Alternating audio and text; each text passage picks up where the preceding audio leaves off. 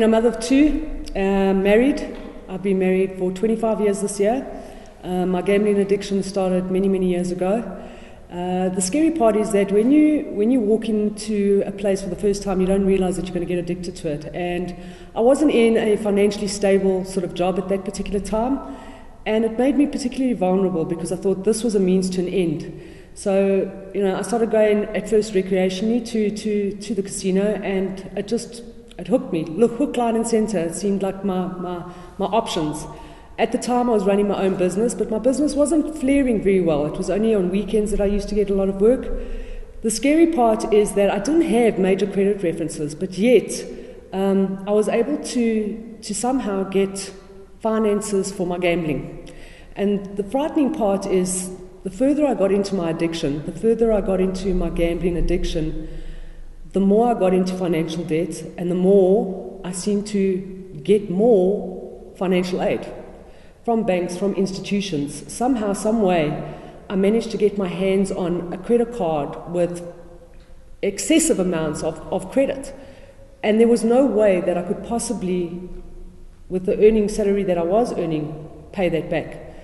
So it was my source of relief in my addiction state to get this credit card that had this amazing amount of credit available to me.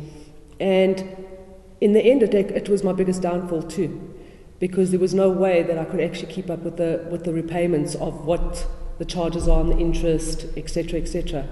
And I just found that it was quite disheartening, because when I decided to come into recovery and start to work on myself and to work on my debts, one of the things is that you need to do a financial inventory, and you need to look at where you need to pay back and all the rest of it. And I found it exceptionally traumatic to go into establishments and tell them that I was an addict, and this is why I've got so much debt, and this is how I was going to try and pay it back. And I was trying to consolidate my debt, but it turned out to be an exceptionally difficult thing to try and do. To try and consolidate debt and help people understand that, by me paying 7 different people was not helping me at all. It was actually causing more harm than good. And try and put this all together in one place so that I could possibly deal with one installment and one set of rates made it very difficult for me to cope, because people were not interested or looked at it. But yet, when I was in trouble and there was no way I could afford the kind of debt I was in, they were quite willing to hand out this credit. So for me, the biggest message is that when someone has an addiction, they'll go to any means to feed that addiction.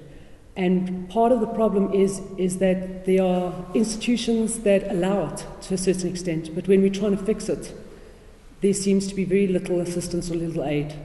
When I finally started getting my business up and running, I couldn't believe how much paperwork and how much stuff I needed in order to prove my worth. But when I was actually worth nothing, I seemed to have the most amount of credit.